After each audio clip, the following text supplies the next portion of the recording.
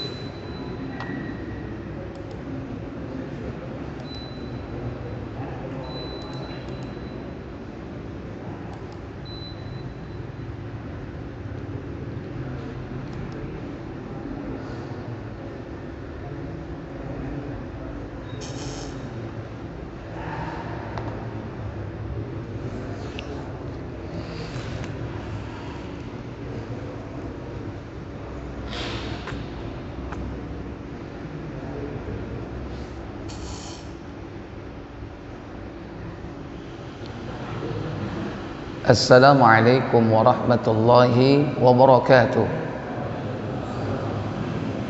Innal hamdalillah nahmaduhu wa nasta'inuhu wa nastaghfiruh wa na'udzu billahi min shururi anfusina wa min sayyiati a'malina. Man yahdihillahu fala mudhillalah wa man yudlil fala hadiyalah. Wa asyhadu an la ilaha illallah wahdahu la syarikalah wa asyhadu anna Muhammadan abduhu wa rasuluh. Allahumma salli wa sallim wa barik ala Muhammadin sallallahu alaihi wa ala alihi wa ashabihi wa man tabi'ahum bi ihsanin ila yaumiddin, amma ba'd. Alhamdulillah, Allah mudahkan kita berjumpa di masjid yang berbahagia ini. Allah mudahkan kita mengerjakan ibadah sebagai tujuan hidup kita, mengabdi kepadanya. Allah mudahkan kita sholat isya berjamaah, sholat yang susah bagi orang-orang munafik. Semoga Allah menjadikan kita sebagai hamba-hambanya yang beriman, dijauhkan dari sifat-sifat nifaq. Semoga Allah tabaraka wa ta'ala memberikan kita kemudahan untuk mendapatkan faidah dari ayat yang akan kita pelajari, dari hadis yang akan kita kaji. Semoga Allah memudahkan pula mengamalkannya dalam kehidupan kita. Tak lupa salawat dan salam semoga tetap terlimpah kepada junjungan kita Nabi besar Muhammad sallallahu alaihi wasallam beserta seluruh keluarga beliau, keturunan beliau, para sahabatnya dan seluruh pengikutnya hingga tibanya hari kiamat. Bapak Ibu, saudara-saudari sekalian yang dirahmati Allah Jalla wa'ala, malam ini kita akan mengkaji sebuah judul, yakni fitnah Natal dan Tahun Baru. Sebelum kita lanjut mengkaji tentang dua perkara, yakni tentang Natal dan Tahun Baru, kita harus mengerti apa kata fitnah itu. Fitnah itu artinya adalah ujian, cobaan. Itu makna dari fitnah. Sebagaimana Allah katakan dalam surah Al-Anbiya, surah yang ke-21 pada ayat yang ke-35. Allah Jalla wa'ala berfirman, kullu nafsin dha'iqatul maut wa nabluukum bisyarri wal khairi fitnah wa ilaina turja'un. Apa kata Allah Jalla wa'ala? Tiap-tiap yang berjiwa akan merasakan mati. Kami akan menguji kamu dengan keburukan dan kebaikan sebagai cobaan yang sebenar-benarnya, dan hanya kepada kamilah kamu dikembalikan. Iya, Allah katakan dalam ayat ini, kullu nafsin dha'iqatul maut, Setiap yang bernyawa, yang berjiwa pasti akan merasakan kematian. Wa nabluukum bisyarri wal khairi, dan kami akan menguji kalian dengan keburukan dan kebaikan. Fitnatan, yaitu sebagai cobaan yang sebenar-benarnya. Jadi makna fitnah itu apa? Cobaan atau ujian. Berarti orang yang diuji itu berarti diapakan? Difitnah, diuji oleh Allah. Orang yang difitnah berarti dicoba, cobaan, ujian. Cuman kadang makna fitnah itu dalam pengertian orang Indonesia terreduksi, menyempit, yaitu hanya sebagai tuduhan tanpa bukti. Kamu nuduh saya ya, mana buktinya?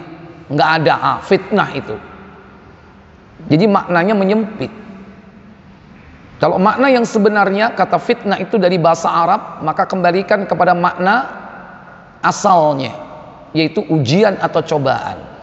Dan ujian atau cobaan itu ada dua di sini, kebaikan dan keburukan. Kebaikan itu cobaan, keburukan itu juga cobaan. Sakit itu ujian, sehat pun juga ujian, sama. Seneng itu ujian, senep juga ujian. Banyak senengnya atau senepnya, Pak?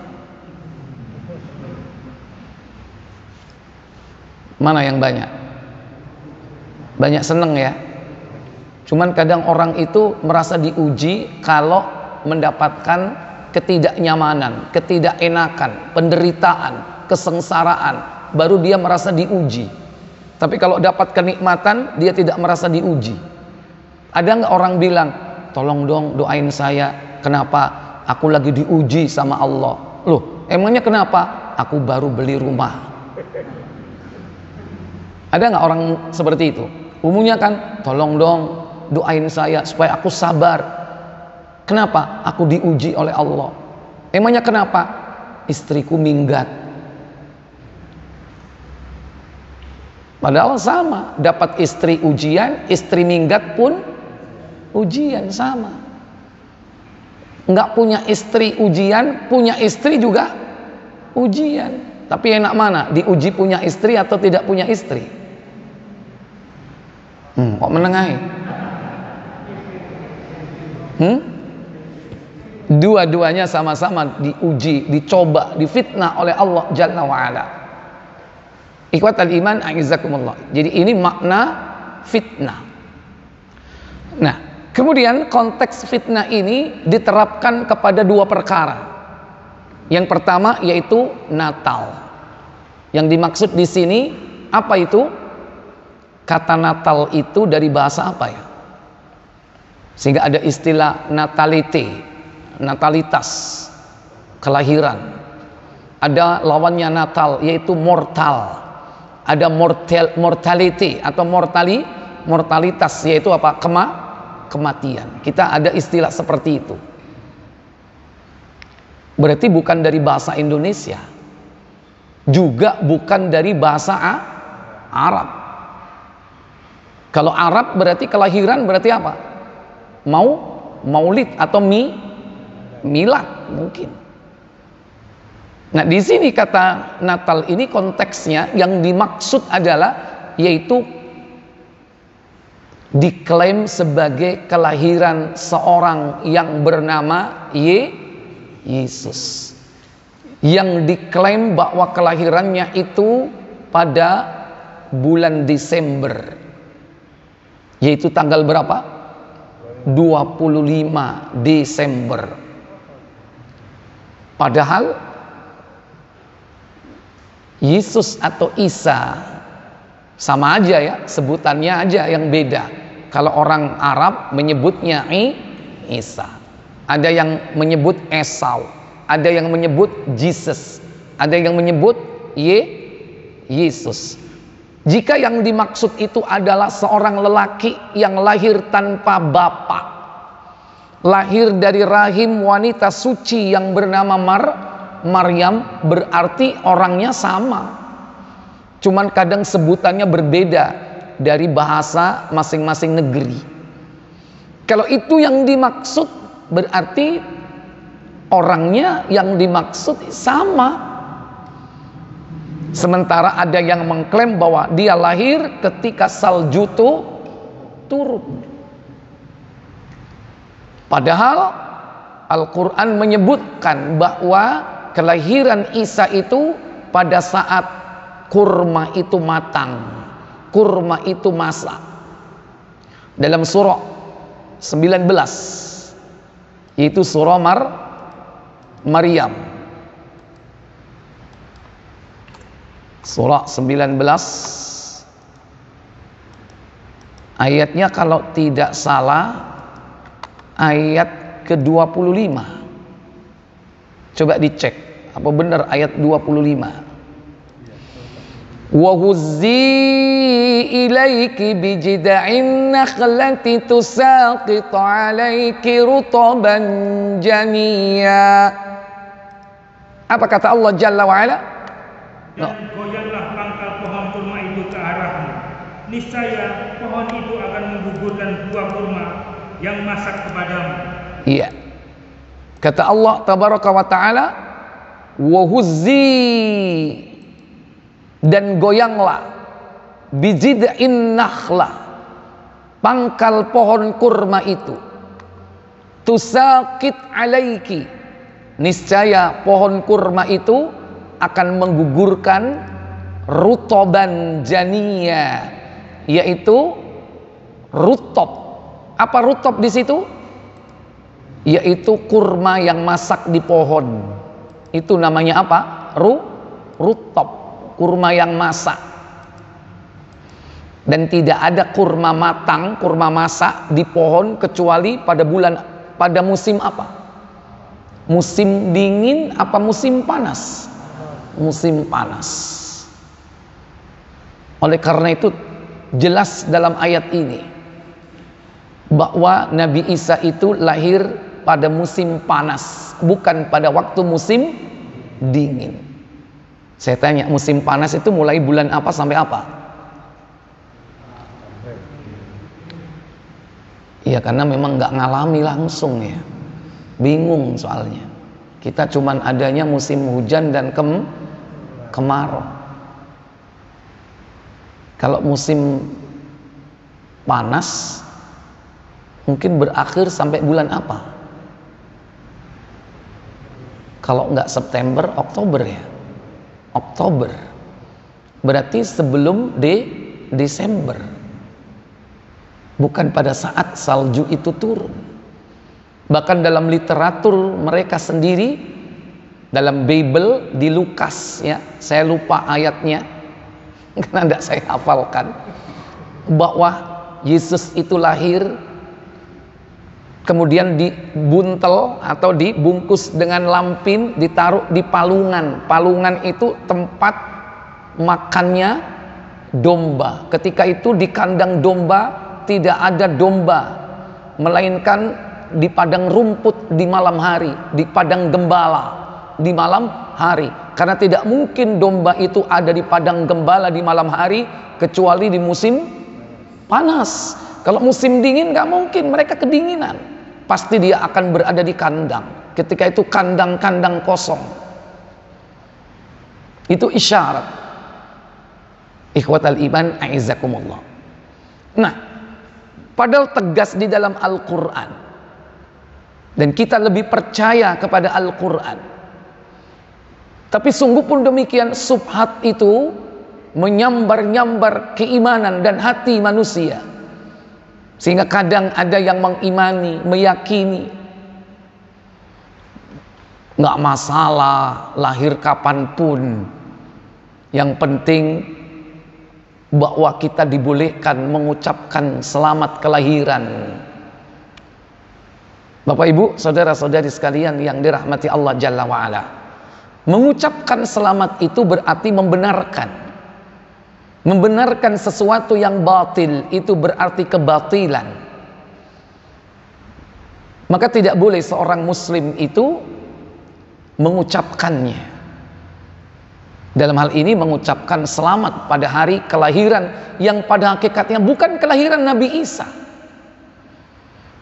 Setelah diselidiki dalam banyak literatur, baik ensiklopedi Britannica, ensiklopedi Americana, dan ensiklopedi yang lain, bahwa 25 Desember itu adalah lahirnya dewa matahari.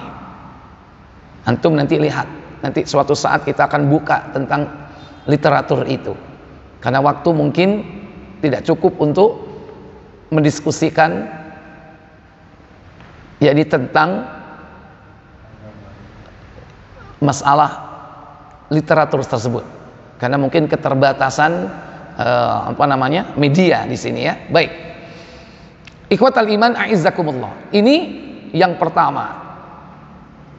Demikian pula bahwa Allah tabaraka wa ta'ala menjadikan Nabiullah Isa itu sebagai hamba Allah. Ini tegas di dalam Al-Quran bahwa Isa itu bukanlah Allah, bukanlah anak Allah, tapi dia adalah hamba Allah. Sehingga di dalam Al-Quran pada surah yang sama, Maryam, yakni pada ayat yang ke-30, ketika itu Nabiullah Isa berkata saat berada di dalam gendongan ibunya Maryam, qala inni abdullah ataniyal kitaba wa ja'alani nabiyya وَجَعَلَنِي مُبَارَكًا أَيْنَمَا كُنْتُ وَأَوْصَانِي بِالصَّلَاةِ وَالزَّكَاةِ مَا دُمْتُ حَيًّا. Apa kata Allah Jalla wa'ala? Berkata Isa, sesungguhnya aku ini hamba Allah. Dia memberiku Alkitab yaitu Injil, dan dia menjadikan aku seorang nabi. Iya. Kemudian, dan dia menjadikan aku seorang yang diberkati di mana saja aku berada, dan dia memerintahkan kepadaku mendirikan sholat dan menunaikan zakat selama aku hidup. Iya. Pada ayat ke-30 Nabiullah Isa sendiri mengatakan inni Abdullah, aku adalah hamba Allah, ataniyal kitaba, aku diberi oleh Allah Alkitab, namanya Injil. Yang ketiga, waja'alani nabiyya, dan aku dijadikan oleh Allah seorang apa? Nabi. Bahkan beliau termasuk rasul. Bahkan beliau termasuk rasul di kalangan ulul azmi. Cuman ada 5 nabi itu ya. Mulai Nabi Nuh, Nabi Ibrahim, Nabi Musa, Nabi Isa, dan Nabi Muhammad alaihi mussalatu wassalam. Dan ciri dari mereka para nabi dan rasul itu, yang mereka semua disebut muslim, baik nabi dan rasulnya ataupun para pengikutnya, yaitu mereka menegakkan salat. Wa awsani bis salati wa ja'alani mubarakan aynama kuntu. Dia Allah menjadikan aku diberkati di mana saja aku berada. Wa awsani bis salati, dan memerintahkan aku untuk menegakkan salat. Waz zakati, menunaikan zakat. Madumtu hayya, selama aku hidup di muka bumi ini. Ini syariat yang tidak pernah dihapus dari zaman ke zaman, sejak nabi-nabi terdahulu. As-shalah waz zakah, salat dan zakat. Baik, maka kita jangan sampai terfitnah, karena fitnah itu ada 2, fitnah syahwat dan fitnah subhat. Fitnah tentang Natal ini biasanya terkena 2 ini. Fitnah syahwat. Kenapa? Dapat hadiah. Syahwat nggak? Banyak kado. Di mana diletakkan kadonya? Di bawah? Di bawah apa? Di bawah pohon. Pohon apa? Iya. Sebetulnya itu adalah pohon yang asli bernama evergreen. Pohon evergreen ini pohon yang dipakai oleh ibunya Nimrod. Nimrod yaitu Namrud, untuk mengenang si Raja Namrud yang mati. Karena Namrud itu mengawini ibunya sendiri. Ini kebejatan Namrud. Dalam sejarah bernama Nimrod. Ibunya mengenang si Namrud itu. Karena ruhnya akan datang di pohon evergreen. Dan itu jauh sebelum terjadinya, yakni mengawinkan antara keyakinan orang-orang Nasrani dengan penyembahan berhala. Awalnya adalah yakni keyakinan paganisme, penyembahan kepada berhala, di mana ruh dari Nimrod ini hadir di pohon itu, sehingga ada pohon khusus yang dijadikan simbol. Ikhwatal iman, a'izzakumullah. Ini seorang muslim harus paham tentang ini.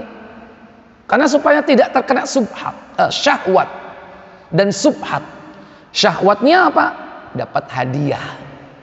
Seneng nggak waktu kecil dapat hadiah? Sekarang masih seneng atau tidak? Beda. Mungkin nggak hadiah sekecil itu, mungkin hadiahnya gede. Sama nanti ketika ada bukan hadiah tapi amplop berisi duit digantung di pohon-pohon, itu beda lagi. Itu juga fitnah. Fitnah apa? Syahwat. Kalau itu lain lagi itu ya. Itu apa itu? Gongsi facoy. Dapat apa? Angpau. Sehingga orang kadang senang dengan hari raya yang bukan berasal dari Islam. Padahal Islam memiliki hari raya sendiri, Idul Fitri, Idul Adha, kalaupun ditambah satu hari Jumat, dan tidak perlu ada hari raya yang lain. Maka cukup bagi seorang merasa bangga dan senang, merasa gembira dengan kedatangan hal itu cukup dapat melemahkan akidah kita. Senang dengan kehadiran, yakni subhat, yang bisa mendangkalkan akidah kita. Sehingga ketika hari itu orang pada memakai simbol-simbol hari raya. Antum yang punya counter di mall-mall, di toko-toko, mau tidak mau harus mengikuti aturan yang ditegakkan di mall tersebut. Ketika saat itu harus bikin apa? Bikin acara, harus menyumbang, harus bikin diskon, harus buat big sale. Untuk apa? Merayakan, ikut gembira. Kalau kita ikut bergembira, hati ini menjadi lemah. Wah, ini ketepatan ini. Sekarang musimnya diskon nih. Diskon apa temanya? Temanya tentang apa? Hari raya. Hari raya milik siapa? Bukan milik kita. Kalau orang Islam sudah diberi hari raya, bersenang-senang ketika itu, mereka makan dan minum, itu syiar. Karena hari raya itu bagian dari syiar. Antum hari raya Idul Fitri, kenapa? Ketika berjalan, berangkat ke tempat sholat, pulangnya berbeda. Saat berangkat lewat satu jalan, saat pulang lewat jalan yang lain. Untuk apa? Syiar. Kenapa kita dianjurkan mengumandangkan takbir? Itu bagian dari syiar. Jadi di dalam hari raya itu terdapat syiar. Demikian pula dengan hari raya yang lain yang bukan milik kita. Di situ ada syiar-syiar. Maka kita tidak boleh menghidupkan syiar-syiar mereka. Ikhwatal iman, a'izzakumullah. Baik. Subhat. Yang pertama syahwat. Ya. Yang kedua fitnah syahwat, yang kedua apa? Syubhat. Syubhat ini ya tadi itu. Nabi Isa itu kan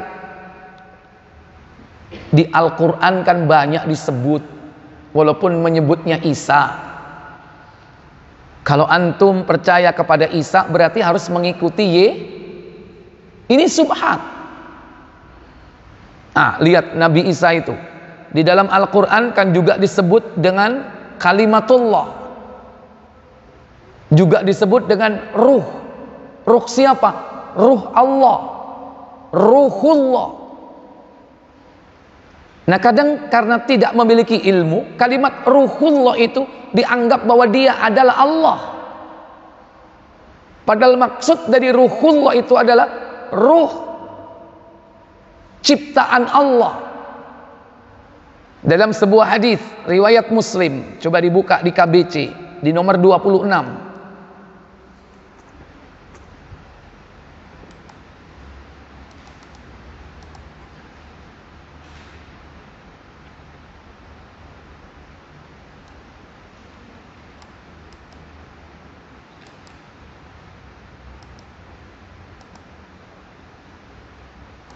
Silakan.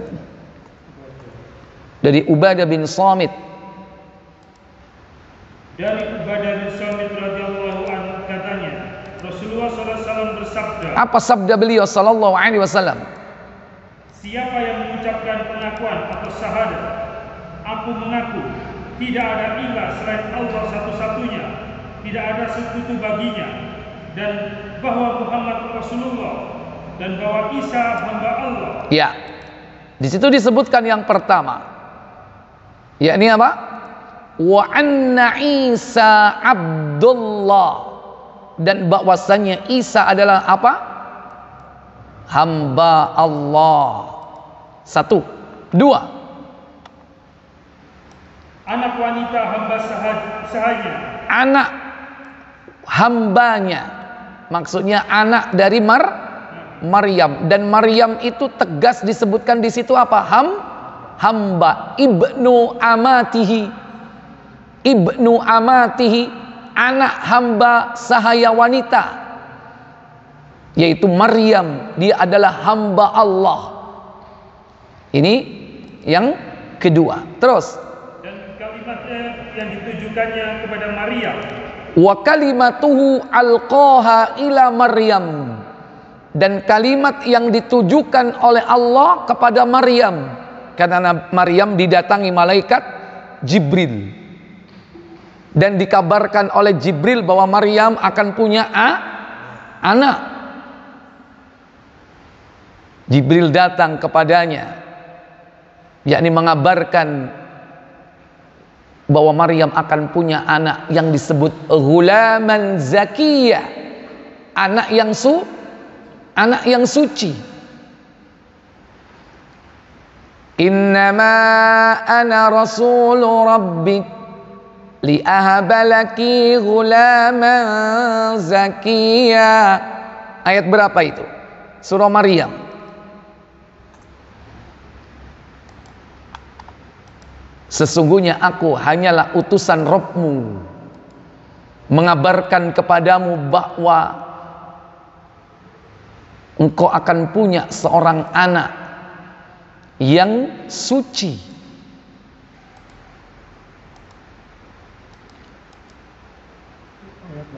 (20 berapa? 20 atau 19? Innama ana rasulu rabbik, sesungguhnya aku ini adalah utusan Allah. Jibril maksudnya. Ayat berapa? 19. Liahabalaki ghulaman zakiyah. Apa kata Allah? Ia atau Jibril berkata. Apa katanya?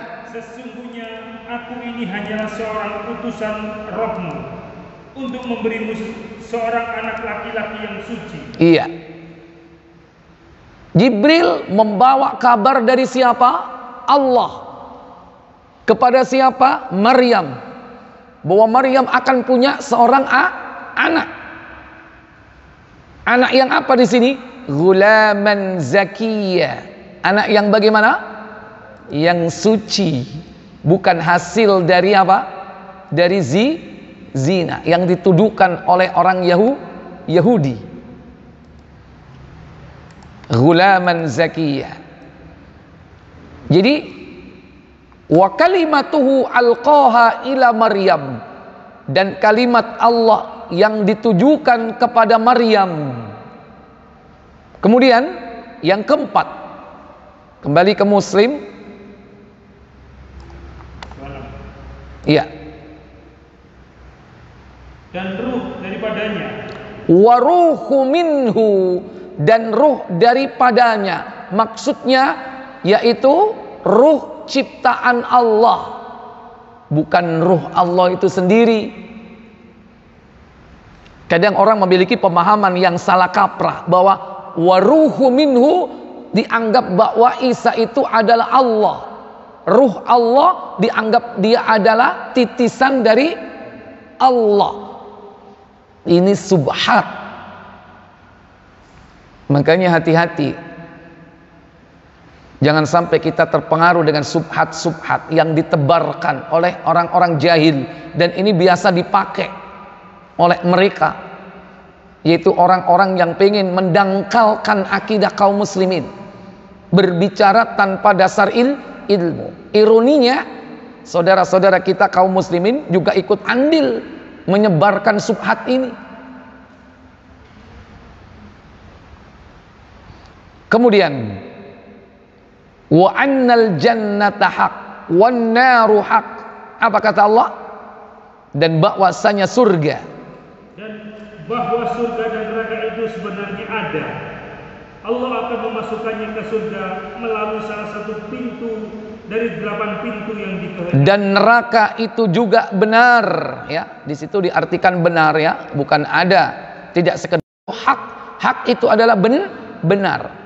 Adkhalahullahu, maka Allah akan memasukkan min thamaniyatil abwabil jannati sya'a, dari 8 pintu surga yang dia mau. Ini bentuk kesempurnaan dari 2 kalimat syahadah, syahadat tauhid, syahadat risalah, termasuk di dalamnya yaitu tentang Isa. Baik, maka jangan sampai kita menghidupkan siar-siar yang bukan dari Islam, apalagi siar itu bukan dari Nabi kita Muhammad sallallahu alaihi wasallam dan Allah menetapkan sebagai syariat. Syiar-syiar Allah itu yakni agama yang dibawa oleh Nabiullah Ibrahim alaihissalatu wassalam, yang diteruskan oleh Nabi kita Muhammad sallallahu alaihi wasallam. Dalam surah Al-Baqarah di situ disebutkan tentang syiar. Pada ayat yang ke-100 berapa? 60 atau 61. Ya. Bunyinya innas safa wal marwata min sya'airillah faman hajjal baita aw i'tamara fala junaha alaihi an yattawafa bihima wa man tatawwa khairan fa innallaha syakirun alim. Ayat berapa itu? 160? 60 berapa? 50? 58 ya? Belum sampai 160. Innas safa wal marwata, sesungguhnya Safa dan Marwah. 158. Baik, baca. Sesungguhnya Safa dan Marwah adalah sebagian dari syiar Allah. Maka barang siapa yang beribadah haji ke Baitullah atau berumrah, maka tidak ada dosa baginya mengerjakan sa'i antara keduanya. Dan barang siapa yang mengerjakan suatu kebajikan dengan kerelaan hati, maka sesungguhnya Allah Maha mensyukuri kebaikan, lagi Maha mengetahui. Iya. Jadi ini contoh syiar-syiar Allah. Di antaranya adalah ibadah manasik, tawaf. Termasuk di sini antara Safa dan Marwah, apa itu sa'i. Dan yang lainnya, termasuk kurban. Itu di antara syiar-syiar Allah. Dan kita dianjurkan untuk menghidupkan syiar Allah, tidak boleh mematikannya. Adapun syiar-syiar yang bukan dari Allah, tidak boleh kita menghidupkan syiar-syiar itu. Maka apapun syiar dan simbol yang berasal dari orang-orang kafir tidak boleh dihidupkan. Termasuk syiar dari mereka yang ketika pergantian malam tahun baru, ada 3 unsur yang dihidupkan syiar mereka, baik al-Yahud, Yahudi, wan Nasara, yaitu orang-orang Nasrani, dan yang ketiga Majusi. Di antara syiar mereka yakni pemakaian trompet, lonceng, dan api. Disebutkan dalam riwayat, disebutkan di situ walaupun hanya yakni trompet dan lonceng itu sudah menjadi wakil bahwa itu bagian dari simbol dan syiar mereka. Kisahnya ketika kaum muslimin hijrah ke Madinah, mereka bingung mengumpulkan kaum muslimin untuk menegakkan sholat. Bagaimana ya cara mengumpulkannya? Ada yang mengusulkan supaya dipanggil dengan cara meniup trompet. Nabi menolak. Kenapa? Karena itu cara orang Yahudi. Itu syiar mereka. Ada yang mengusulkan bagaimana kalau kita bunyikan lonceng. Nabi mengatakan itu adalah syiarnya orang Nasrani. Coba dibuka di hadis Bukhari nomor 569.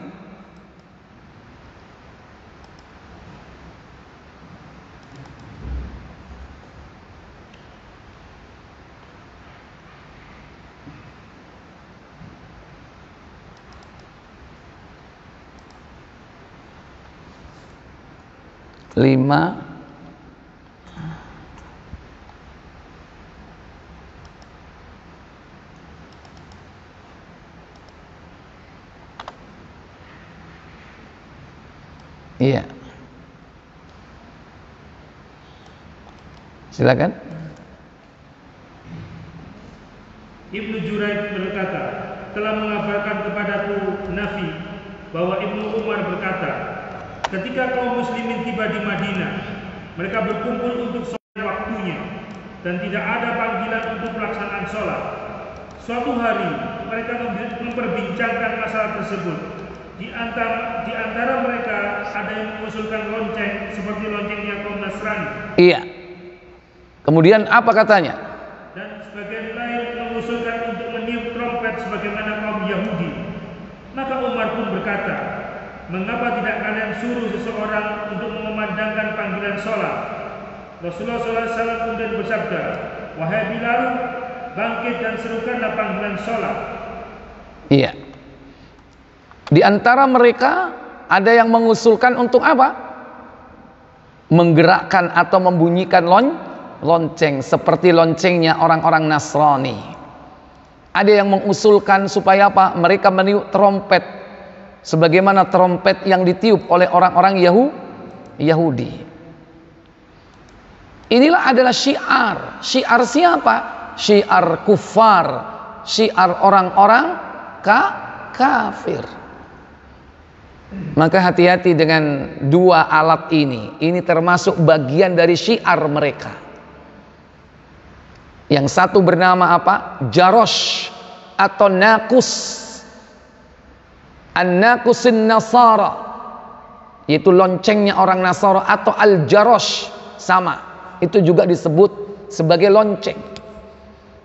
Dan apapun tempat kediaman, mobil yang di situ ada loncengnya, maka tempat itu akan dijauhi oleh malaikat. Nabi SAW bersabda dalam sebuah riwayat hadis, dibuka Muslim 1993 kalau tidak salah.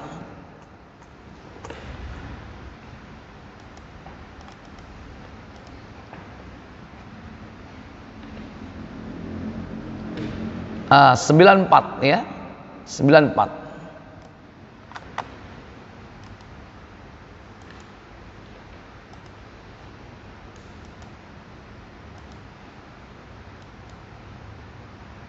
Silakan. Dari Abu Hurairah radhiyallahu anhu katanya, Rasulullah SAW bersabda. Apa sabda beliau sallallahu alaihi wasallam? Malaikat tidak mau menemani orang-orang yang di rumah mereka ada anjing dan lonceng. La tushabul malaikat. Malaikat tidak akan mau menemani fi baitihi, di dalam rumahnya jika ada apa? Kalbun wala jarasun, di rumah, di tempat yang ada di dalamnya, yakni kalbun, anjing. Yang kedua jarosh, lonceng. Kalau malaikat tidak ada di situ, yang datang siapa? Lawan dari malaikat siapa? Syaitan. Karena dua makhluk ini tidak akan bisa berkumpul dalam satu tempat. Ketika yang satu tidak ada, maka masuk yang lain. Makanya malaikat tidak akan menemani orang ketika dia masuk ke kamar mandi. Karena di situ tempatnya apa? Syaitan. Dan karena itu tempatnya syaitan, kita diberi doa perlindungan, bismillah, Allahumma inni a'udzubika minal khubuthi wal khaba'ith. Karena kita lepas dari penjagaan, maka Allah yang langsung menjaganya. Karena ada malaikat-malaikat yang senantiasa diperintahkan oleh Allah memelihara manusia, mengajaknya berbuat baik. Oleh karena itu, jangan kita mengusir syaitan.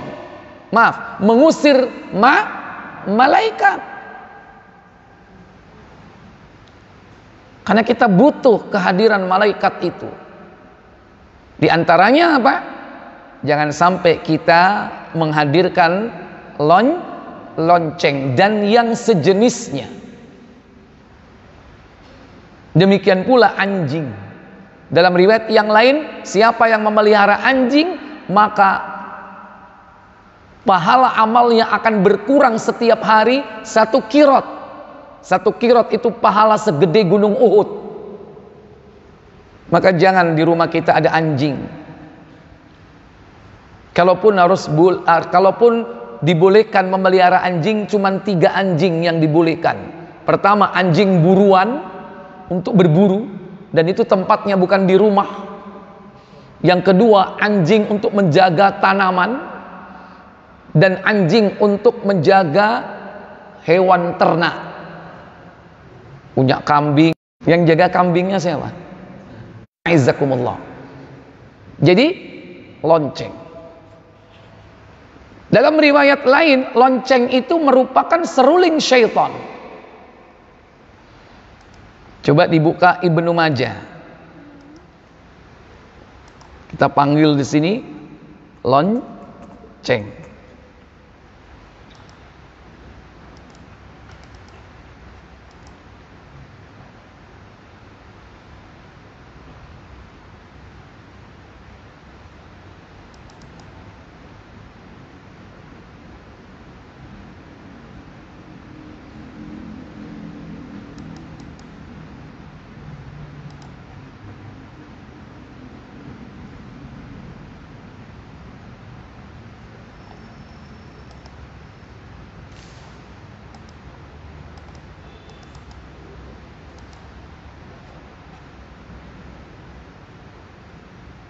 Masih di sini.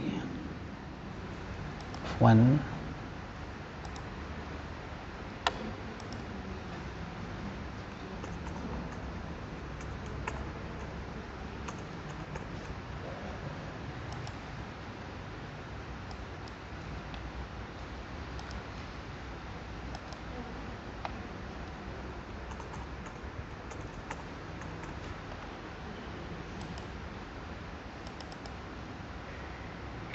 Nah, Abu Dawud 2556.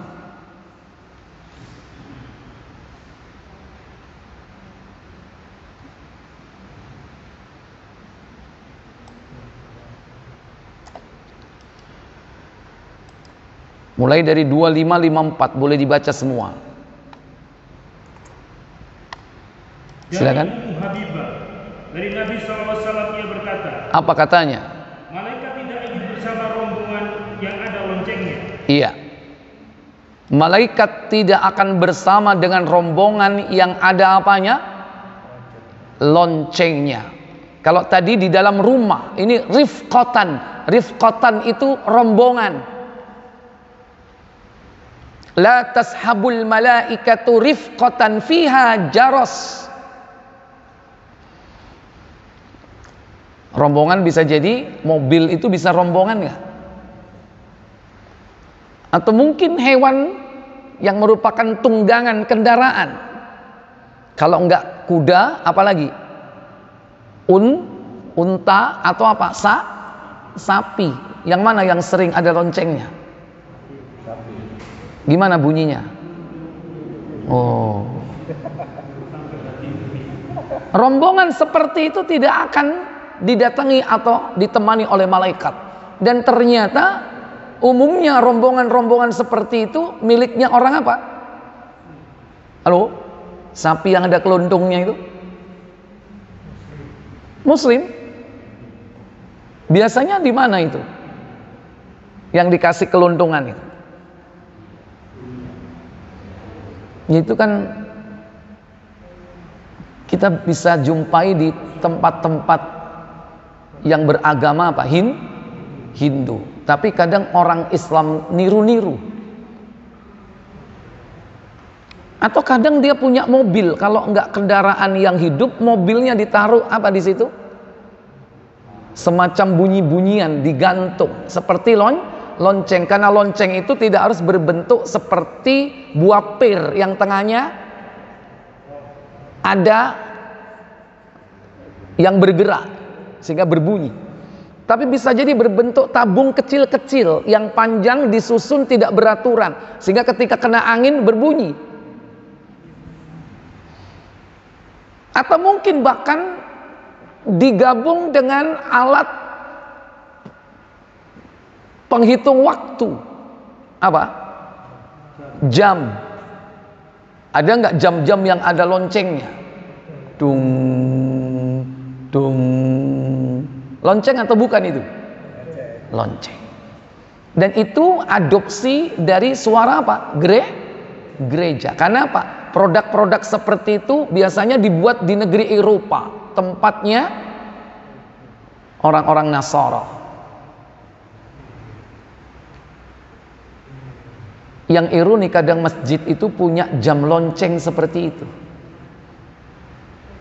Pernah melihat masjid punya seperti itu? Saya pernah sholat duhur, loncengnya berbunyi. Duhur itu jam berapa?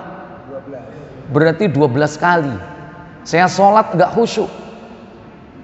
Waktu itu masih berdiri, dung, dung, gak khusyuk. Ingat dekat rumah saya di sana. Rumah saya daerah Kebalen, dekat Tanjung Sadari, di sana ada gereja. Tiap jam 6 pagi itu sejak kecil saya sering dengarkan. Karena waktu kecil kan tidak seramai sekarang kendaraan. Dulu masih sepi. Kalau di jalan Jakarta itu kereta api itu bunyi peluitnya itu sampai ke rumah. Loncengnya pun juga. Sehingga membekas, terngiang. Sehingga saya sendiri secara pribadi nggak khusyuk. Itu termasuk di antara syiar. Cuman orang nggak paham.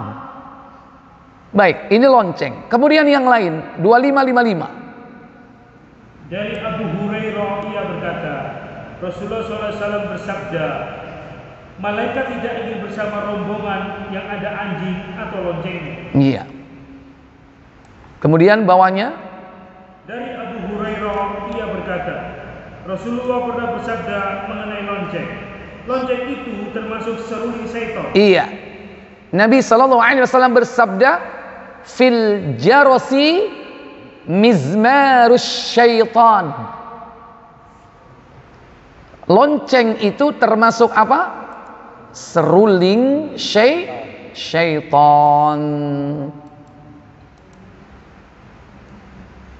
Bahkan alat musik pertama yang diciptakan oleh iblis berupa apa? Seruling. Nanti dalam perkembangannya seruling itu sendiri yaitu termasuk dari lonceng, termasuk seruling dari syaitan. Baik, ini tentang syiar. Maka jangan kita menghidupkan syiar-syiar mereka. Kemudian yang kedua tadi apa? Selain daripada lonceng, yaitu apa? Trompet. Alat musik atau alat yang dapat mengeluarkan suara dengan ditiup. Ini termasuk di antara syiar dari orang-orang Yahudi. Lantas jangan menganalogikan bahwa trompet itu seperti punya malaikat Israfil. Kalau malaikat Israfil itu disebut dengan Asur. Asur disebut dengan sangkakala. Dalam Al-Quran banyak disebut kalimat Asur yang artinya sangkakala. Ketika ditanya oleh sahabat Masur, apakah itu Asur? Baik, kita coba buka suratnya tentang Asur. Surah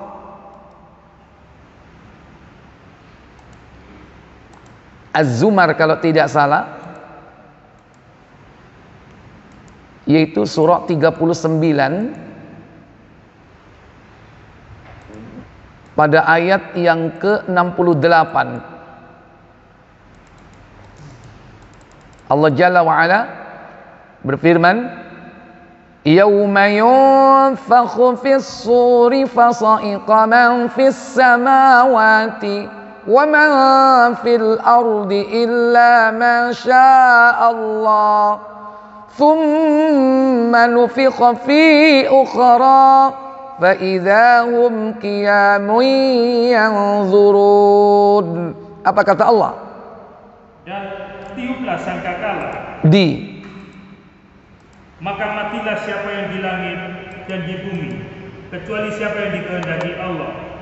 Kemudian ditiup sangkakala itu sekali lagi, maka tiba-tiba mereka berdiri menunggu putusannya masing-masing.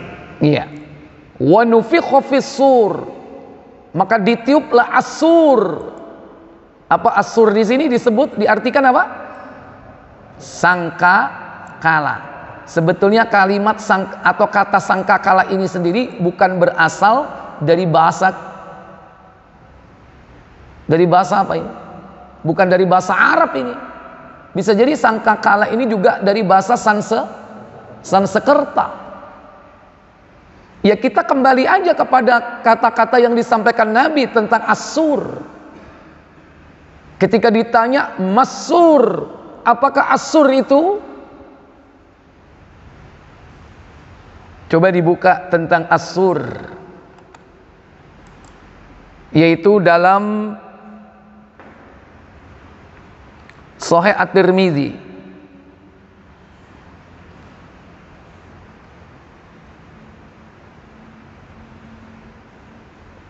Ketika ditanya Nabi SAW, Masur, apakah Asur itu?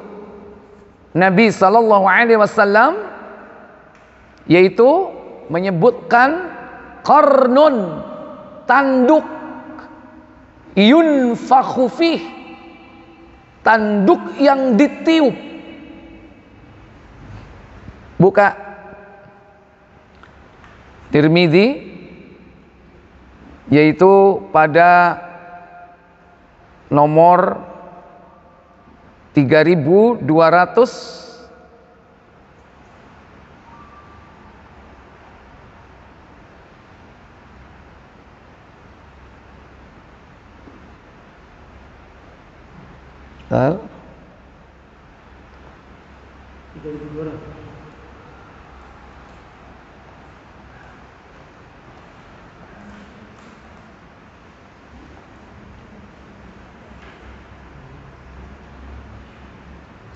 3236.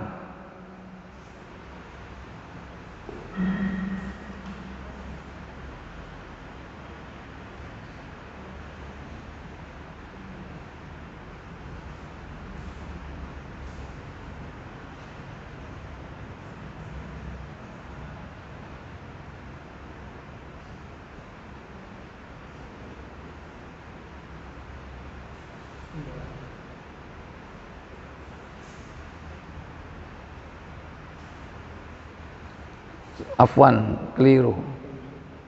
3224.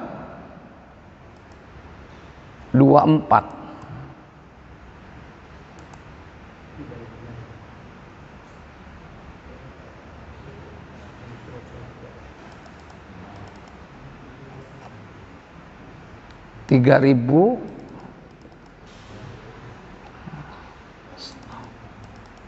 224.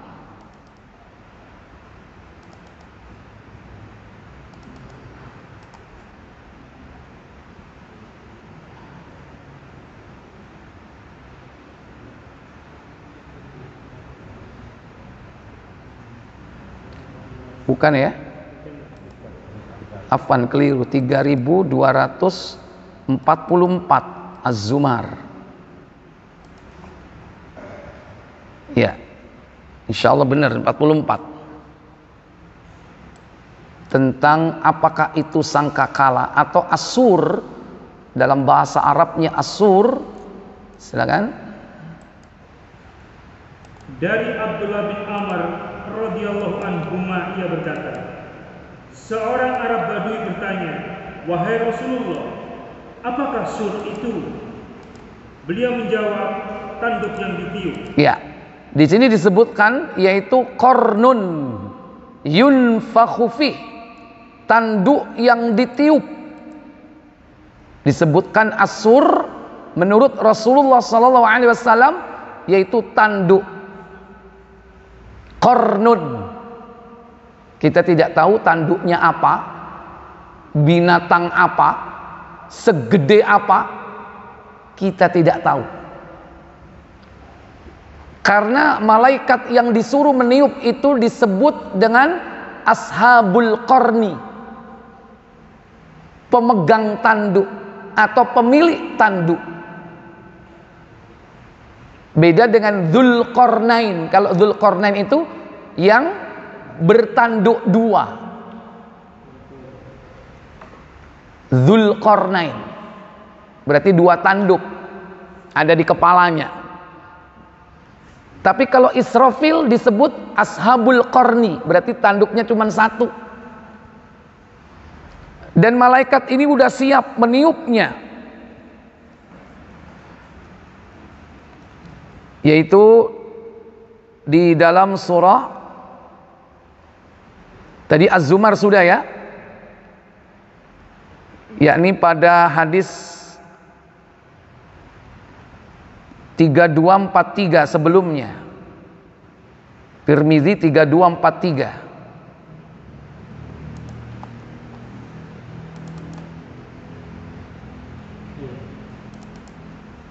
Ya, silakan. Dari Abu Sa'id Al-Khudri radhiyallahu an, ia berkata, Rasulullah SAW bersabda. Apa sabda beliau sallallahu alaihi wasallam? Bagaimana aku merasa senang sedangkan pemilik tanduk telah memasukkannya dalam mulutnya. Iya. Bagaimana aku bisa senang sementara sahibul qarni, pemilik tanduk itu sudah siap memasukkan tanduknya itu ke mulutnya. Yaitu siap-siap untuk apa? Siap untuk meniup. Siap untuk meniup. Berarti sekarang malaikat Israfil itu posisinya bagaimana? Udah begini. Tanduknya dimasukkan ke mulutnya. Kemudian ditundukkan dahinya atau wajahnya. Lanjut. Menundukkan dahinya atau wajahnya dan menajamkan pendengarannya. Dan menajamkan pendengarannya. Ya, ditundukkan dahinya, ditajamkan pendengarannya. Siap untuk apa? Menunggu diperintahkan untuk meniup. Menunggu diperintah untuk meniup korn tadi itu, yaitu tanduk. Berarti malaikat yang belum melaksanakan tugasnya siapa? Jibril sudah nggak? Mungkar Nakir sudah nggak? Malakul Maut sudah atau belum? Malaikat Mikail sudah atau belum? Sudah semua. Yang belum, Israfil. Pengen cepat? Dia sudah siap. Jadi trompet itu jangan dianalogikan, disamakan dengan ini. Lu kan nggak apa-apa kita tiup trompet, kan malaikat aja ada yang meniup trompet. Itu bukan trompet yang ditiup malaikat itu. As-sur itu tanduk yang ditiup. Dan kalau ditiup menimbulkan suara yang enak didengar apa enggak enak? Kalau trompet itu kan untuk dinikmati, iya kan? Sekalipun menikmatinya termasuk diharamkan, karena itu termasuk bagian dari apa? Seruling syaitan. Karena alat musik yang pertama dicipta oleh syaitan atau iblis adalah alat musik yang ditiup, yaitu seruling. Jadi ikhwatal iman a'izzakumullah, terlepas dari semua ini, mereka ada yang menganalogikan, yang berbantahan ini pun dari kalangan kaum muslimin, berhujjah dengan hadis bahwa malaikat yang memiliki as-sur itu seperti memiliki trompet. Tapi yang jelas orang-orang Yahudi ketika mereka mengumpulkan orang-orang untuk beribadah, yaitu caranya dengan meniup apa? Trompet. Dan inilah syiar dari mereka. Kita tidak boleh menghidupkan syiar-syiar orang kafir. Baik. Ini yang kedua, tidak boleh menghidupkan syiar mereka. Yang ketiga, bahwa subhat yang dilakukan oleh kaum muslimin itu rata-rata juga karena tasyabbuh. Apa tasyabbuh? Menyerupai mereka. Tasyabbuh bil kuffar, menyerupai orang kafir, itu tidak boleh. Dalam urusan yakni agama, meliputi i'tiqad, keyakinan, syariat, hukum, ubudiyah, ibadah. 3, muamalah. 5, ya 4 tadi muamalah. 5 yaitu akhlak, adab, etika. Maka siapa yang mengikuti, menyerupai mereka itu sama dengan mereka. Kata Nabi, buka Tirmizi, Abu Dawud 403 4031.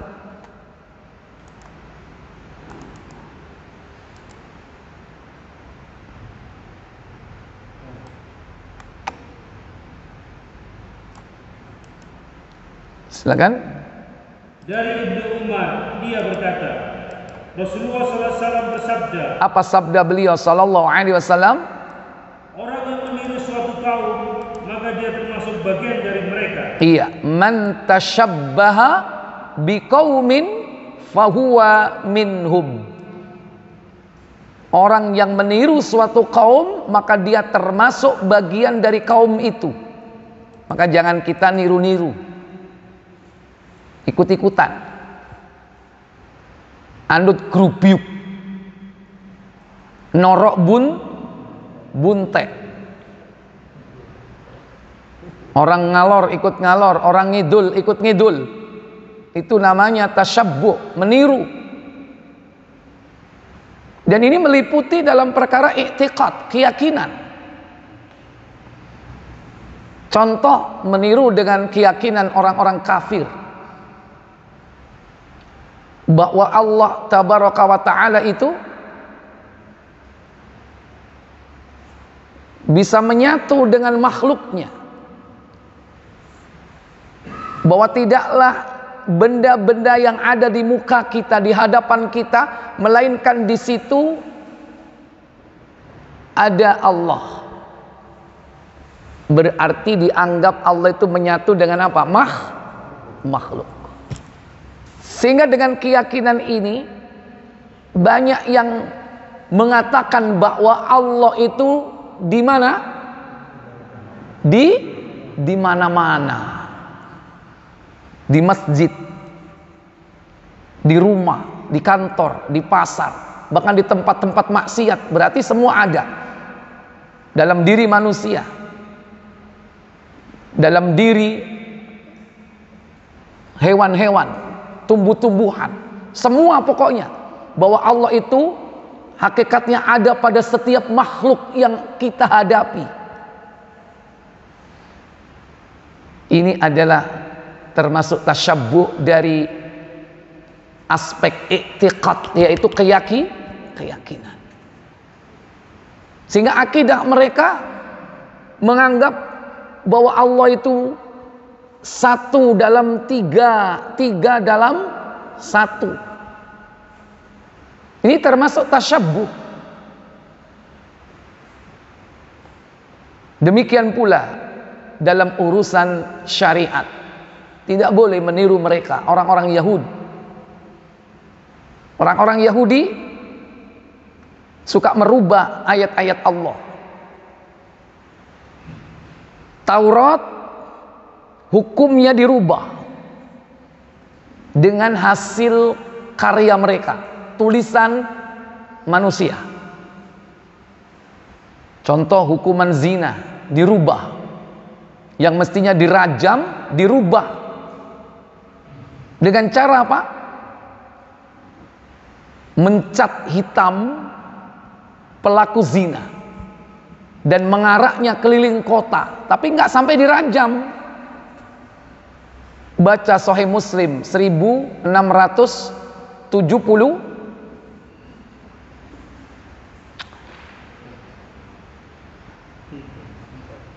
78, 79, 80, 81 Muslim 1681.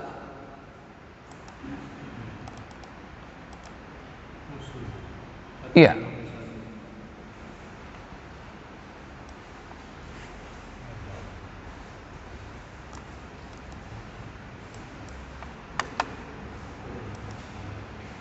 Silakan. Dari Bara' bin Azib radhiyallahu anhu katanya, pada suatu ketika lewat di hadapan Nabi sallallahu alaihi wasallam seorang Yahudi yang dicat hitam. Dicat hitam. Dan didera selaku hukuman berzina. Dan didera. Jadi di sini apa? Dicat apa? Dicat hitam dan didera. Ini produknya, ya, produk hukum, hasil akhir. Setelah apa? Mereka membicarakan dan bermusyawarah merubah hukum Allah. Maka Nabi sallallahu alaihi wasallam memanggil mereka. Lalu beliau panggil mereka seraya bertanya, beginikah hukuman zina yang kalian dapati dalam kitab Taurat kalian? Jawab mereka, iya, benar. Iya, benar. Bohong enggak dia? Bohong. Terus lalu Nabi SAW memanggil seorang laki-laki yang tergolong pendeta mereka. Maka dipanggillah ulama dari kalangan Yahudi yang memahami kitab Taurat. Tapi kalau bicara sama mereka pun harus apa? Punya strategi. Dia harus disumpah atas nama Allah. bahwa Allah menurunkan Taurat kepada Musa. Lanjut. Nabi sallallahu alaihi wasallam berkata kepadanya, apa katanya? kuharap engkau mau bersumpah dengan Allah yang telah menurunkan kitab Taurat kepada Musa.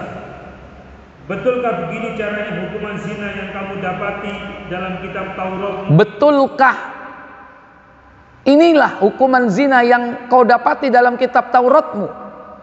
Kata ulama Yahudi apa? Jawabnya tidak. Tidak. Kenapa dia mengatakan tidak kok berbeda dengan yang tadi? Lanjut. Seandainya Anda tidak menyumpahku dengan nama Allah, aku tidak akan mengatakan yang sebenarnya kepada Anda. Licik enggak? Itu strategi kalau ngomong sama siapa? Yahudi. Yang kami ketahui, kata dia, yang kami ketahui dalam kitab Taurat hukumannya ialah hukuman rajam. Karena hukuman ini dari zaman ke zaman tidak pernah dihapus, tetap dipertahankan sejak zaman Adam sampai terakhir. Hukumannya seperti ini. Tetapi biasanya hukuman itu tidak berlaku bagi pembesar-pembesar kami. Jika yang tertangkap itu seorang pembesar, kami biarkan saja. Tetapi bila yang tertangkap itu seorang rakyat kecil, kami tegakkan hukum sesuai dengan Taurat. Nah, ya, dulu ngikuti sekarang apa sekarang ngikuti dulu? Sekarang ngikuti. Ada nggak zaman sekarang seperti ini? Kalau dia pejabat kebal, hukum oknum.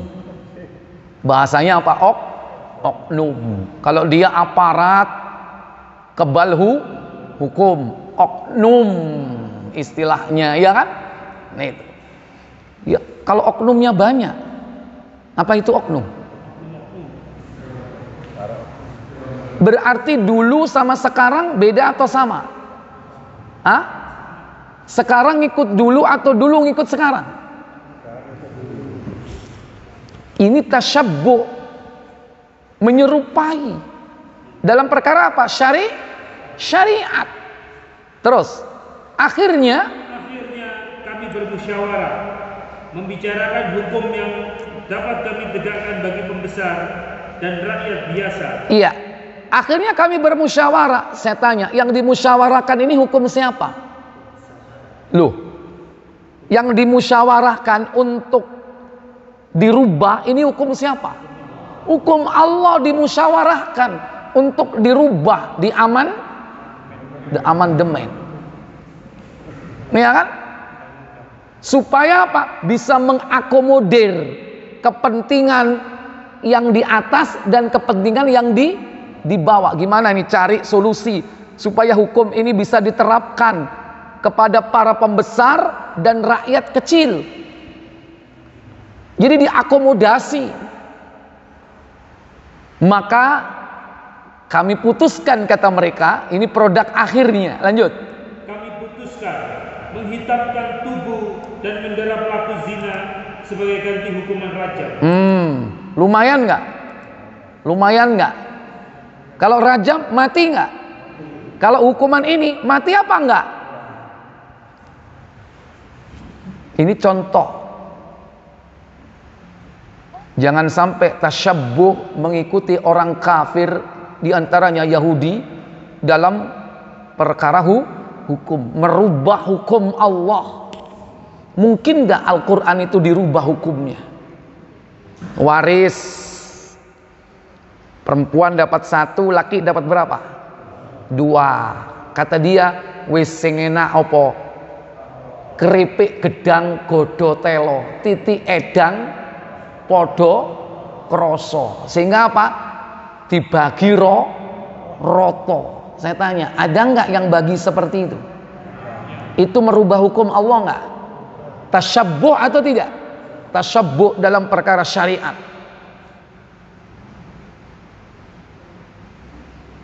Baik, dalam perkara ubudiyah, ibadah, orang Yahudi dan Nasoro dalam perkara ibadah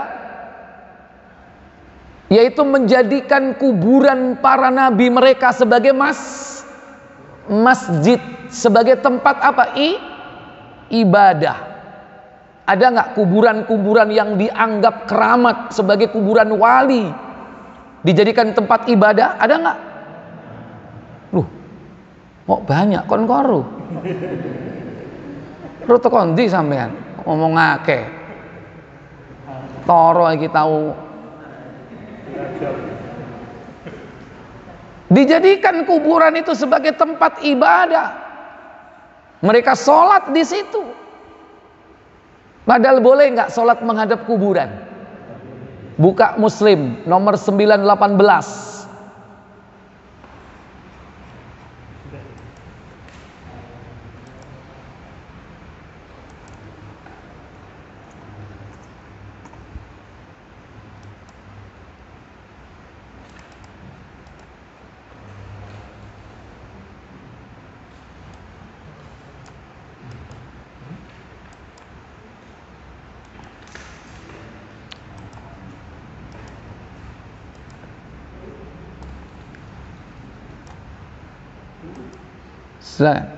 Dari Abu Mursadi Al-Ghanawi radhiyallahu an katanya, Rasulullah SAW bersabda. Apa sabda beliau? Janganlah kamu duduk di atas kuburan. La tajlisu 'alal qabri. Jangan kau duduk di atas kuburan. Lah opo bilang kuburan lungguh-lungguh nang dukure iku. Malah kadang kuburan digawe ngombe. Ya kan? Ada enggak? Digawe main apa? Ya main judi, main macem-macem, ya kan? Apa meneh kuburane wong kafir. Wong kuburannya muslim aja dipakai. Enggak boleh kita duduk di atasnya. Yang kedua, dan jangan pula kamu sholat menghadap ke kuburan. Wala tusalli ilaiha, dan jangan kau sholat menghadap kemana? Ke kuburan. Karena bukan tempatnya sholat itu. Orang Yahudi itu begitu, kuburan nabi mereka, orang-orang alim mereka dijadikan masjid, tempat ibadah. Mereka sholat di dalamnya. Baik, ikhwatal iman, a'izzakumullah. Ini termasuk tasyabbuh dalam urusan apa? Ibadah. Dan masih banyak yang lain. Karena mereka itu hulu, berlebihan di dalam ibadah mereka. Allah sudah menetapkan satu cara ibadah, lantas diinovasi, diimprovisasi, dikreasi. Padahal ibadah itu sesuatu yang tauqifi, baku, langsung dari Allah. Jangan ditambah-tambah. Baik bacaannya, gerakannya, ojo ditambah-tambahi. Baik syarat-syaratnya, tata caranya, kaifiyahnya, rukunnya, yang membatalkannya itu rinci ibadah mahdhah. Karena orang-orang Yahudi dan Nasara itu hulu dalam agama. Kata Allah Jalla wa Ala dalam surah Al-Maidah yang kelima ayat 77. Allah katakan, ya ahlal kitab la taghlu fi dinikum ghairal haqqi wa la tattabi'u ahwa'a qaumin qad dhallu min qablu wa adallu katsiran wa dhallu an sawa'is sabil. Apa kata Allah Jalla wa Ala? Katakanlah Muhammad, hai ahli kitab, janganlah kamu berlebih-lebihan atau melampaui batas dengan cara yang tidak benar dalam agamamu. Iya, ahlul kitab di sini siapa? Siapa ahlul kitab? Dua, al-Yahud wan Nasara. Ya ahlul kitab, wahai ahlul kitab. La taghlu fi dinikum, jangan kau berlebih-lebihan dalam agamamu, ghairal haqqi, dengan cara yang tidak benar. Terus, dan janganlah kamu mengikuti hawa nafsu orang-orang yang telah sesat dahulunya. Nah, itu sebabnya. Ternyata mereka ini mengikuti orang-orang sebelumnya, yaitu orang-orang jahiliyah. Sehingga mereka apa? Gulu dalam agama mereka. Wala tattabi'u ahwa'a, jangan kau mengikuti ahwa, hawa nafsu. Qad dhallu min qabl, yaitu orang yang telah tersesat sebelummu. Sebelum kedatangan siapa? Nabimu Muhammad sallallahu alaihi wasallam. Kemudian, dan mereka telah menyesatkan kebanyakan manusia, dan mereka tersesat dari jalan yang lurus. Iya. Wa adallu katsira, mereka telah menyesatkan kebanyakan manusia. Wa dallu an sawa'is sabil, dan mereka tersesat dari jalan yang lurus. Yahudi Nasara itu dapat kitab, padahal mestinya dia kokoh dalam memegang keimanan, tapi mereka mengikuti para penyembah berhala, menjadikan Uzair sebagai anak Allah.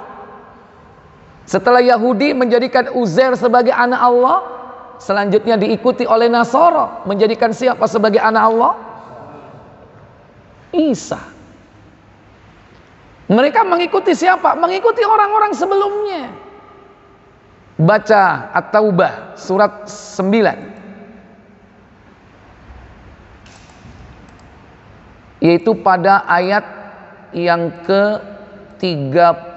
Allah Jalla wa'ala berfirman, wa qalatil yahudu Uzairu ibnullah wa qalatin nasara al-masih ibnullah dzalika qawluhum bi afwahihim yudahi'una qawlal ladzina kafaru min qabl qatalahumullahu anna yufakun. Apa kata Allah? Orang-orang Yahudi berkata. Apa kata orang Yahudi? Uzair itu putra Allah. Iya, Uzair adalah anak Allah. Jadi sebelum Isa diangkat sebagai anak Allah, dulu pada masa Yahudi ada yang diangkat sebagai anak Allah, yaitu bernama siapa? Uzair. Ono enggak saiki wong dijenengi Uzair? Gurung ono ya. Wis ka usah kon kok mirip iki kon. Terus dan orang-orang Nasrani berkata. Apa kata mereka? Al-Masih itu putra Allah. Al-Masih itu putra Allah. Ini termasuk hulu atau tidak? Berlebihan di dalam keimanan, berlebihan plus di dalam ibadah mereka. Kenapa mereka mengatakan begini? Dzalika bi anna dzalika qauluhum bi afwahihim. Apa kata Allah? Demikianlah itu ucapan mereka dengan mulut mereka. Mereka meniru perkataan orang-orang kafir yang terdahulu. Nah, yudahiuna qaulal ladzina min qabl, yaitu mereka mengikuti ucapan orang-orang kufur sebelumnya. Siapa mereka? Para penyembah berhala. Tidaklah mereka yang berkeyakinan kepada para dewa, yang dewa itu disembah untuk menyelamatkan dunia. Mereka berharap anak dewa itu turun ke bumi. Maka dewa Zeus mengirim anaknya bernama Hercules. Ikulah filmmu. Hercules ikulah anaknya dewa. Dewa apa? Zeus. Karena dewanya nikah sama siapa? Dewi Hera. Baru sampean. Kok mancep ngono lho. Ya. Qatalahumullah, mereka dilaknati oleh Allah. Fa anna yufakun, bagaimana mereka sampai berpaling dari kitab mereka? Bukankah kitab Taurat mengajarkan tauhid? Bukankah kitab Injil mengajarkan tauhid? Baik. Demikian pula hulu dalam ibadah-ibadah yang lain masih banyak. Termasuk tasyabbuh. Nah, kita ini pun Pak dilarang, diingatkan jangan kita niru orang Yahud wan Nasara. Seperti mereka meniru orang-orang sebelum mereka. Jangan tasyabbuh dalam agama. Hulu. Sampai Nabi mengingatkan kita dalam Sahih Bukhari, la tutruni kama atratin nasara al-masih ibn Maryam. Jangan kau melebihkan aku sebagaimana orang-orang Nasara melebihkan Isa putra Maryam. Innama ana Abdullah, sesungguhnya aku ini hanya hamba Allah. Fakulu, maka ucapkanlah abduhu wa rasuluh, hambanya dan utusannya. Kita nggak boleh melebihkan Rasul sampai kepada derajat ketuhanan, mengkultus beliau keluar dari derajat kemanusiaan sampai kepada derajat apa? Ketuhanan, dianggap sebagai Rabb dan ilah. Sampai kita dilarang mengucapkan kata-kata kufur seperti sya Allah, kehendak Allah, wa syi'ta, kehendak Allah dan kehendakmu wahai Rasul. Rasul malah, aja'altani niddan, apa kau akan menjadikan aku sebagai tandingan selain dari Allah? Marah Rasul.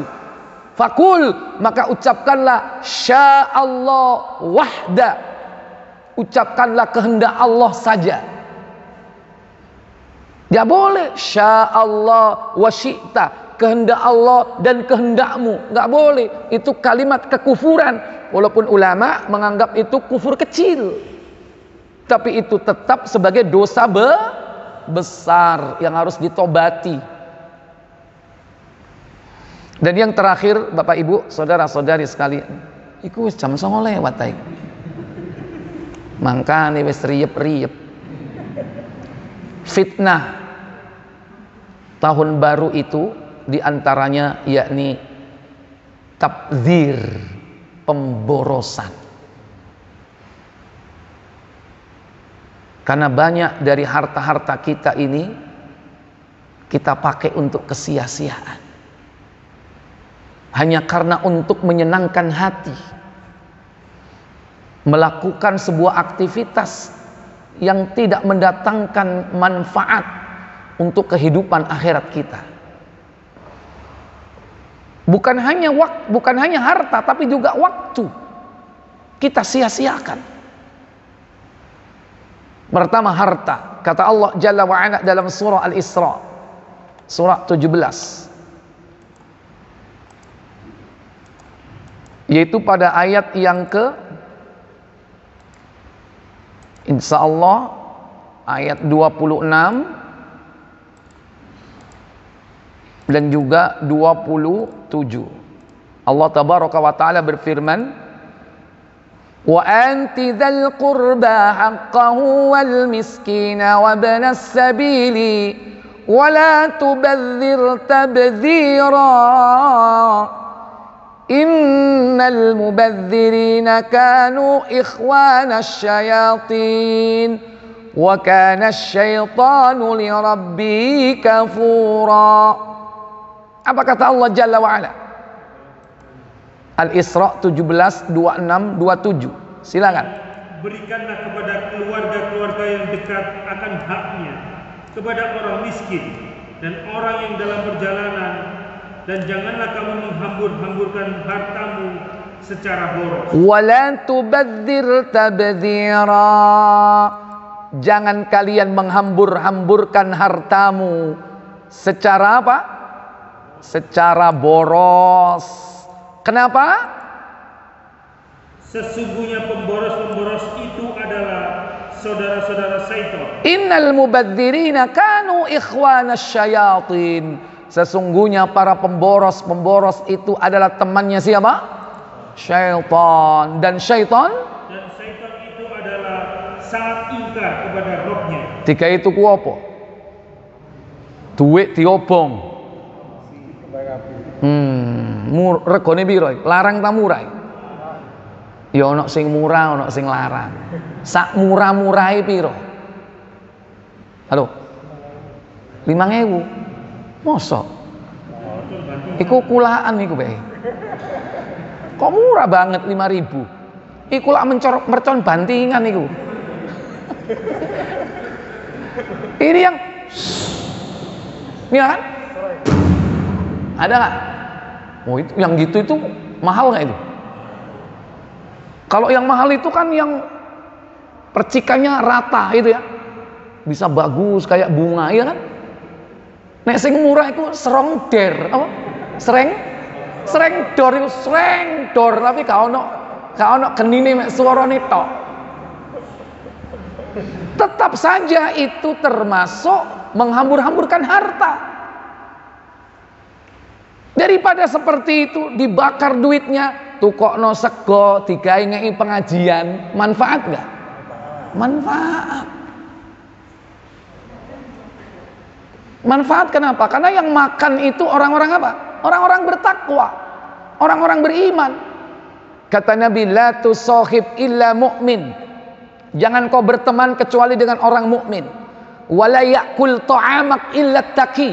Dan jangan sampai makananmu dimakan kecuali oleh orang yang bertakwa. Makanya kalau kita punya makanan, beri kepada orang yang beriman dan bertakwa. Mending kok kayak nomor bote masjid daripada dikekno wong sing gak jelas. Kalau sobone masjid, insya Allah dia menjaga kebersihan masjid, menjaga adzan ya, karena mungkin muadzinnya pulang, dia yang nggak joli ya, mending daripada yang nggak jelas kita beri makan. Sampai seperti itu Nabi mewasiatkan kepada kita. Maka jangan hambur-hamburkan harta kita. Nanti di akhirat itu akan ditanya, harta itu dua, min ainak tasabahu, dari mana kau dapat, wa fima anfaqahu, dan kemana kau infakkan hartamu itu. Ditanya oleh Allah. Ya Allah, biyen tak gawe tuku kembang api ya Allah. Samblek sampean. Duit soro-soro kon nyambut gawe tak kei. Ngobong ya. Ini contoh. Dan bukan hanya kembang api. Kalau di tahun baru itu banyak kan. Untuk apa selain untuk itu? Halo. Iya wis. Pikiran dewe. Ya, banyak hal-hal yang nggak manfaat. Satu, harta. Yang kedua, apa? Waktu. Kata Nabi SAW dalam hadis Tirmidzi, nomor nggak saya buka, antum buka aja Tirmidzi 2403. Kalau nggak 2304, saya sanksi kebalik. 2304 atau 2403. Nabi SAW mengatakan, ni'matani, ada dua nikmat, maghbunun alaihi katsirun minan nas, yang dua nikmat ini mayoritas manusia lalai daripadanya. 2304. Silakan baca. Dari Ibnu Abbas, ia berkata, Rasulullah bersabda, dua kenikmatan yang banyak membuat manusia tertipu atau terperdaya, yaitu nikmat sehat dan waktu luang. Iya, nikmat dua yang banyak manusia terbuai dan terlena, tertipu dengan nikmat ini.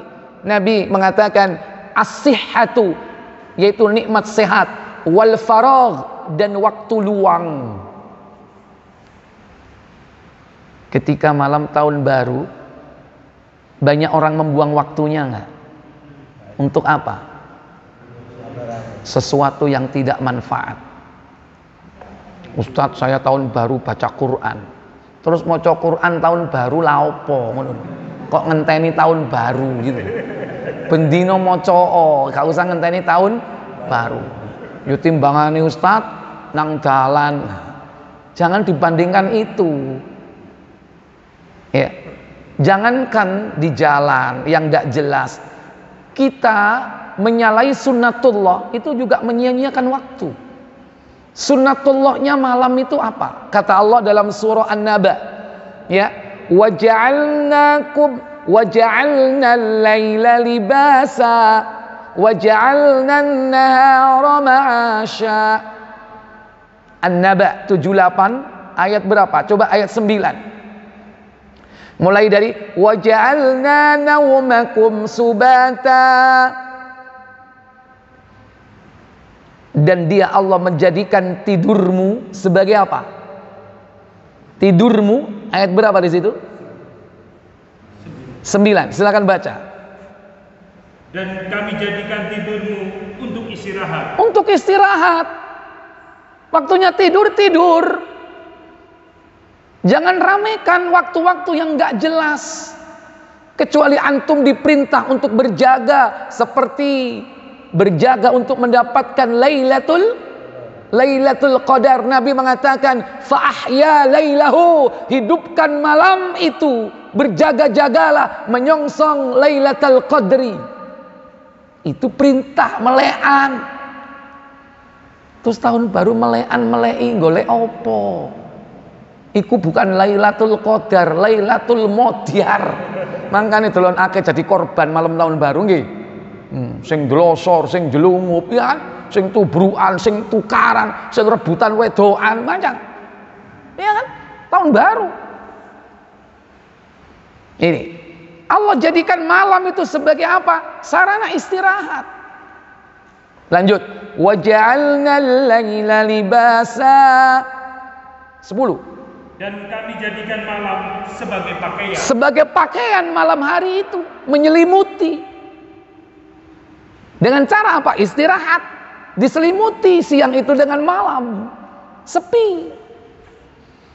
Waja'alna an-nahara ma'asya. Apa kata Allah? Dan kami jadikan siang untuk mencari penghidupan. Jadi mencari penghidupan itu siang. Untuk kerja cari maisha itu siang. Makanya ojo diwale. Awan turu bengi iku lowo. Apa lawa yuk? Ustadz, saya ini memang gak ada kerjaan lain. Adanya cuman security, Ustadz. Yang harus jaga apa? Jaga malam. Ya sudah, lakukan itu. Tapi jangan setiap hari. Sebulan 30 hari. Setahun 360 hari. 365 hari. Bengi terus. Legrek awakmu. Lebih banyak mana? Siangnya. Mungkin dalam sepekan 1-2 hari, nanti ganti di shift oleh yang lain, iya kan? Karena sunatullah dalam Quran itu. Kenapa? Karena itu juga termasuk melalaikan waktu dan melalaikan kesehatan. Orang kalau banyak di malam hari itu berjaga untuk tujuan yang gak jelas, apalagi melewati waktu jam-jam biologis kita, di mana kita harus mengistirahatkan seluruh organ tubuh kita, pankreas kita, ya, jantung kita, hati kita, di situ metabolisme berjalan, itu nanti menyalahi sunatullah. Makanya Nabi menganjurkan tidur itu, yakni tidak terlalu malam, untuk bangun sepertiga malam terakhir. Kalau menurut jam biologis kita itu sesuai. Kapan ada jam pembuangan racun, ada jam mengistirahatkan seluruh organ, kapan jam perut kita ini berhenti untuk mencerna makanan, itu ada jam-jam biologis, dan itu di waktu malam sebagai pakaian. Kalau itu dilanggar berarti apa? Lalai dari kesehatan dan juga lalai dari waktu. Dua nikmat kata Nabi yang banyak orang lalai, as-sihhatu, kesehatan, dan waktu luang. Oleh karena itu, wis gak usah meleat. Engko deloken subuni tanggal 1. Nek sepi masjite berarti malam iku tahun baruan. Mangane turu kabeh. Saya tanggal 1 ngisi di sini enggak ya? Iya. Pas hari Sabtu ya. Ya wis engko tak titeni deloken. Ya kan? Pas engko deloken. Tibae ustadz sing gak teko.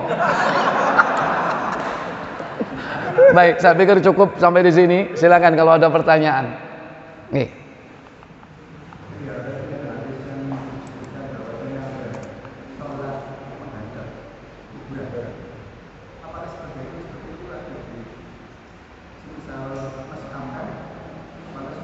Ya, para ulama ya memberikan pendapatnya, fatwanya bahwa kalau kuburan itu tidak dipisah dengan sungai atau dipisah dengan jalan, maka itu termasuk sholat menghadap kuburan. Walaupun hanya dipisah dengan tembok, tapi setelah tembok langsung di situ kuburan, itu berarti belum terpisah. Ya, gitu. Bagaimana supaya terpisah? Harus dibuat jalan atau sungai, atau ya sungai kecil atau got yang memisahkan. Kalau langsung, nah ini, apalagi tanpa ada penghalang, ya seperti itu. Wallahu a'lam. Maka kalau itu subhat, ya sudah. Kalau kita ragu-ragu, cari yang lain, ya, insya Allah. Dan jangan sampai kita bangun masjid, kemudian kita rencanakan kita dikubur di situ, di depan mihrab. Ada yang seperti itu. Orangnya masih hidup, dia bikin masjid, kemudian di depan mihrab itu wis disiapin, nanti aku nek mati kubur nang gini. Dan itu dilaksanakan. Di mana? Jalan Jakarta. Itu ada lapangan namanya Jalan Johor. Ya, itu ada masjid di situ. Orang yang bangun masjid di situ niatnya dikubur di depan pengimaman. Nah, ini nggak boleh seperti itu. Kan bukan pada tempatnya. Dan jangan punya pikiran kita ini memiliki makam khusus. Mending bersamalah kaum muslimin. Makanya ada makam Islam. Kenapa? Kalau kita bersama-sama berkumpul dengan saudara-saudara kita di makam itu, banyak yang mendoakan. Begitu datang dia ucapkan assalamu ala ahli diyar minal mu'minin wal muslimin. Itu kena seluruh penghuni kubur di situ, penghuni kuburan di situ, kena semua doa. Dan nyampe doanya. Makanya kita dianjurkan ziarah kubur. Untuk apa? Untuk mengingat mati. Kedua, mendoakan ahli kubur, bukan minta kepada ahli kubur. Mereka justru butuh doa. Bukan kita minta kepada kuburan itu, siapapun dia, walaupun dia waliullah, mereka harus kita doakan.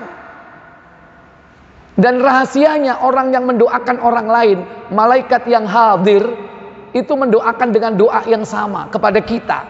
Kalau kita mendoakan, ya Allah mudah-mudahan orang itu dapat hidayah, malaikat yang hadir bersama kita, kita nggak tahu, dia mengatakan walakal misl, dan untukmu serupa dengan itu. Itu nanti dipelajari dalam kitab apa? Orang-orang yang didoakan malaikat. Makanya sering-sering mendoakan orang lain, supaya malaikat yang di dekat kita itu mendoakan dengan doa yang sama kepada kita. Itu rahasianya. Kepethuk wong gak kena dongakno. Kepethuk wong melarat dongakno supaya apa? Iya gak apa-apa. Mudah-mudahan malaikat muga-muga kon yo sugih. Lho kan ngono. Doanya malaikat dengan doanya orang landep mana? Lebih mustajab malaikat. Ya, jadi ahli kubur itu butuh doa. Bukan kita minta kepada orang-orang ahli kubur itu. Doakan. Itu tujuan ziarah kubur. Dan mengingat apa? Mati. Makanya jangan sampai punya kubur pribadi. Kalau kubur pribadi itu yang mendatangi paling hanya siapa? Keluarga. Itu pun terbatas jumlahnya. Itu pun kalau dia sadar mendoakan, jangan-jangan hanya datang saja tidak mendoakan. Makanya berkumpullah bersama saudara-saudara kita di makam-makam umum atau makam Islam. Itu manfaatnya.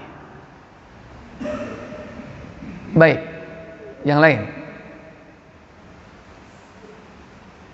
Ketone wis 5 nguat iki. Ya wis lah, kita tutup. Ibu-ibu mungkin ada yang bertanya? Thayyib. Baik, kita tutup dengan kafarat majelis. Subhanakallahumma wa bihamdik asyhadu an la ilaha illa anta astaghfiruka wa atubu ilaik. Wassalamu alaikum warahmatullahi wabarakatuh.